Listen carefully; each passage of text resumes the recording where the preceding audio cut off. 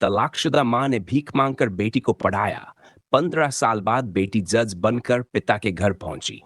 फिर जो हुआ।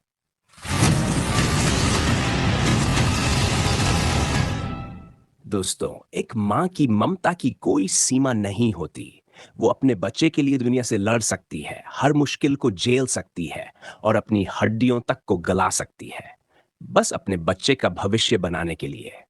आज हम आपको एक ऐसी ही मां की कहानी सुनाने जा रहे हैं, जिसने अपने खून पसीने से अपनी बेटी को सींचा और उसे इस मुकाम तक पहुंचाया, जहां उसने अपने ही पिता को न्याय के कठघरे में ला खड़ा किया। लेकिन दोस्तों, इस कहानी में कई मोड़ हैं, कई इमोशनल पल हैं और एक ऐसा अंत है जिसे सुनकर आपकी आंखें नम हो जाएंगी।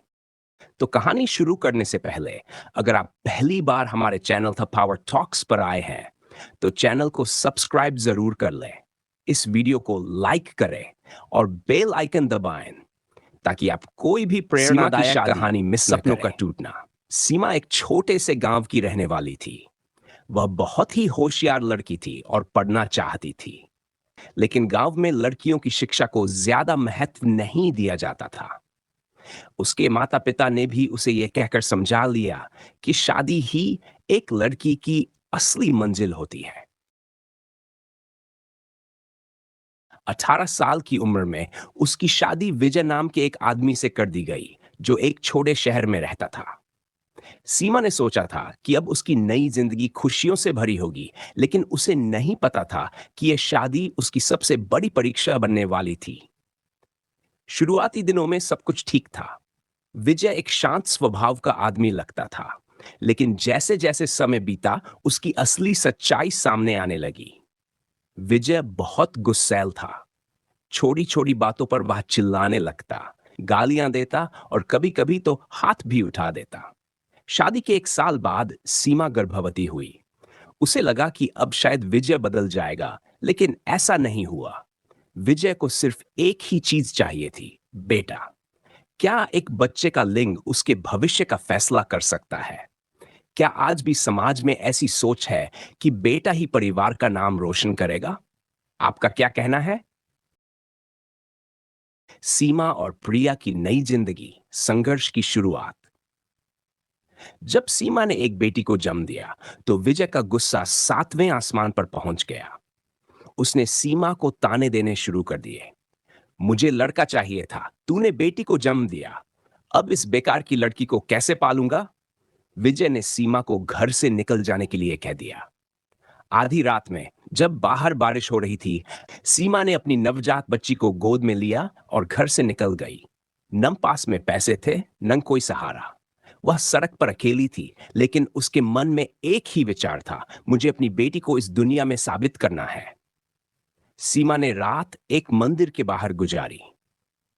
सुबह होते ही उसने काम की तलाश शुरू कर दी।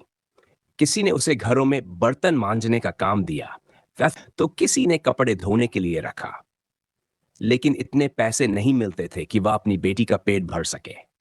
कई बार उसे भूखे सोना पड़ता, लेकिन उस मां की सारी पढ़ाई और संघर्ष।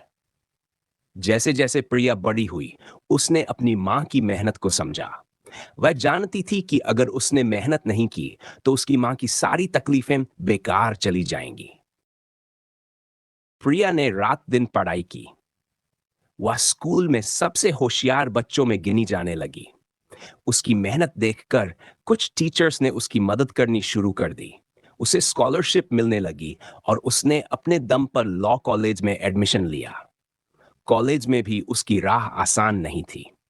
अमीर घरों के बच्चे उसे ताने मारते, उसकी गरीबी का मजाक उड़ाते। वाह, लेकिन प्रिया चुपचाप अपनी मेहनत में लगी रही। धीरे धीरे उसने अपनी पढ़ाई पूरी की और एक सफल वकील बनी। उसकी ईमानदारी और मेहनत देखकर सरकार ने उसे जज के पद पर नियुक्त कर दिया। सोचिए, जो लड़की कभी फुटपाथ पर सोई थी, वह अब जज की कुर्सी पर बैठी थी। कहानी का सबसे बड़ा मोड़ जब बेटी ने पिता को कटघरे में खड़ा किया। एक दिन प्रिया की अदालत में एक केस आया, घरेलू हिंसा और धोखाधड़ी का। जब आरोपी को पेश किया गया, तो वह कोई और नहीं, बल्कि उसका अपना पिता विजय था। विजय अब बूढ़ा हो चुका था, लेकिन उसकी आदतें वही थीं। उसने अपनी दूसरी पत्नी को भी प्रताड़ित किया था और अब उस पर केस चल रहा था। कोर्ट रूम में जब विजय ने जज की कुर्सी पर बैठी अपनी बेटी को देखा, तो उसके पैरों तले जमीन खिसक गई। उसकी आंखों में डर था। उसे यकीन ही नहीं हो रहा था कि उसकी वही बेटी, जिसे उसने कभी अपनाया ही नहीं, आज उसकी किस्मत का फैसला करेगी।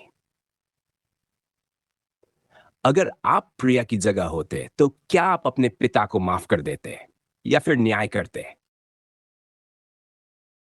अंजाम जब इंसाफ हुआ, प्रिया ने अपने दिल से नहीं बल्कि कानून से फैसला किया। उसने साफ-साफ कहा, मेरे निजी भावनाओं का इस मामले से कोई लेना-देना नहीं है। यहाँ सिर्फ न्याय होगा। और दोस्तों, यही हुआ। प्रिया ने सारे सबूतों के आधार पर विजय को दोषी करार दिया और उसे कड़ी सजा सुनाई।